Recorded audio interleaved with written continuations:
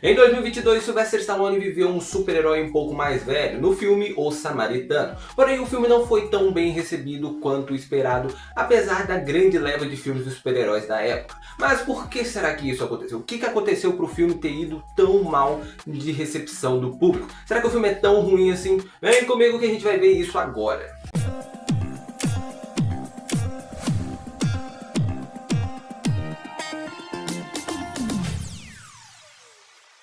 Irmãos Gustavo falando, e parece que depois que o Sylvester Stallone viveu super-heróis em Guardiões da Galáxia e Esquadrão Suicida 2, ele tomou gosto pela coisa e decidiu protagonizar seu próprio filme de super-herói, vivendo O Samaritano. Porém, o filme não teve uma boa recepção, não sei exatamente se foi por causa do marketing, que de fato não foi muito bom. Eu lembro que na época que foi lançado os trailers, por exemplo, eu vi o trailer pelo TikTok, não foi nem pelo YouTube, e não aparecia em grande escala, aparecia uma vez a cada sei lá quantos vídeos.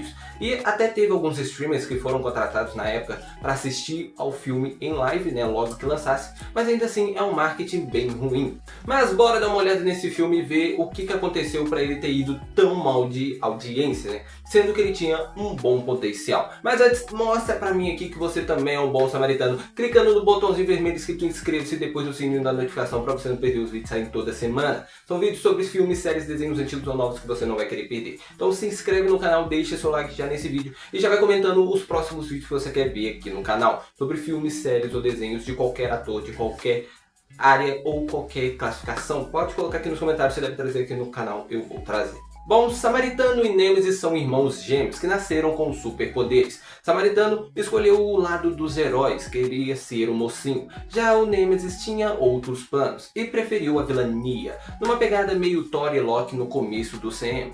E mesmo sendo gêmeos e ambos tendo superpoderes, Samaritano ainda era mais poderoso do que o Nemesis, o que levou o Nemesis a construir um martelo que lhe dava uma certa vantagem sobre seu irmão. Numa noite, o Samaritano e o Nemesis se enfrentaram numa usina, numa luta que terminou na morte dos irmãos. Então se passa 25 anos e ainda tem teoristas da conspiração que acham que o Samaritano pode estar vivo, como o jovem Sam Clary. Paralelo a isso, conhecemos Cyrus, o vilão do filme, que descobriu a localização do martelo de Nemesis e que também é líder de uma gangue com a qual o Sam se envolve. E em certo momento essa gangue está batendo no Sam, então Joe e seu vizinho Sylvester Stallone se mete na briga jogando os caras pros lados como se não fossem nada. O que leva a Sam a acreditar que ele seria o Samaritano. Então ele passa a espionar o seu vizinho para tentar provar que ele é o super-herói.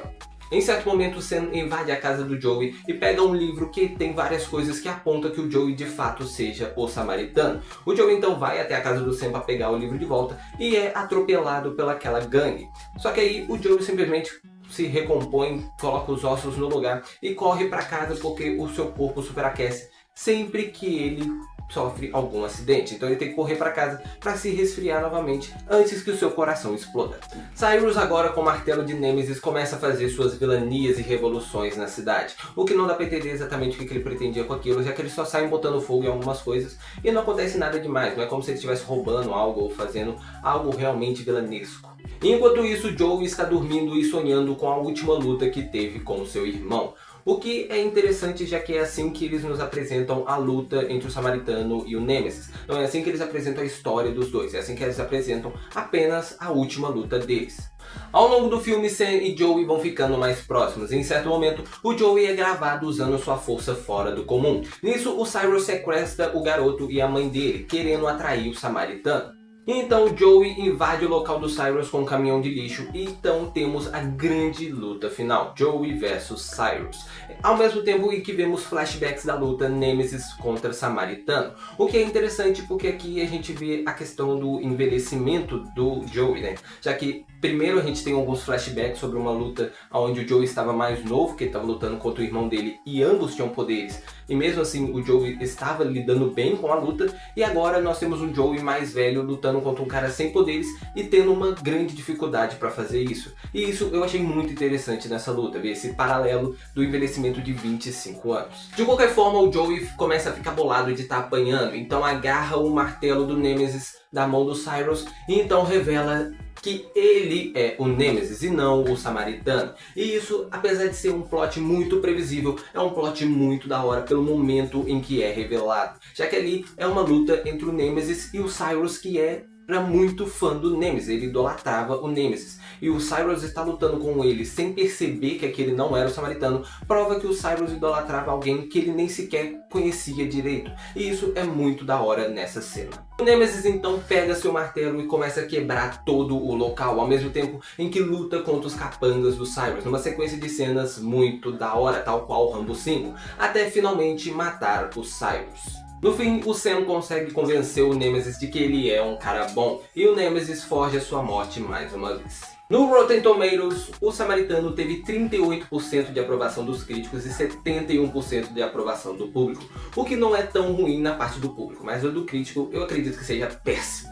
Mas agora vamos aos pontos fortes e aos pontos fracos deste filme. Ponto forte 1. É um filme de super-herói, o que para a época faz total sentido, já que o filme de super-herói ainda estava bem em alta, apesar de 2022 não ter saído grandes filmes de super-heróis, principalmente da Marvel, que passou por aquela leva de filmes bem mais ou menos pós-Ultimato, mas ainda assim estava muito no hype filmes com super-heróis. Um ponto fraco desse filme é o clichê da criança com o adulto, que sempre é a mesma coisa, é um cara bolado, casca grossa, musculoso, e uma criança chata que nunca fica no local quando a pessoa pede. E isso já se repetiu em vários e vários filmes. E aqui nesse filme eles repetiram esse clichê. Então esse é um ponto fraco do filme, já que é um clichê que tem em vários e vários filmes. O próprio Adão Negro, que se eu não me engano saiu no mesmo ano ou no ano seguinte, é isso, é o The Rock ali todo boladão e uma criança chata que fica incomodando o filme inteiro. Além de sempre construir uma relação muito forçada entre os dois, que sempre acaba com o adulto sendo manipulado facilmente pela criança. Outro ponto positivo do filme é o plot twist final, pela forma em que ele é apresentado. É clichê, é previsível, muito previsível. Mas mesmo assim, pela forma em que ele é apresentado e pelo momento que ele é apresentado, é muito da hora, já que ele é apresentado pro cara que era fã do Nêmesis. O Nêmesis revela ser o Nêmesis pelo cara que idolatrava ele. Ou seja, o Cyrus seguia um cara, estava lutando contra esse cara e nem sabia disso. Ele idolatrava um cara que ele não conhecia o suficiente nem para reconhecer quando encontrasse com ele pessoalmente.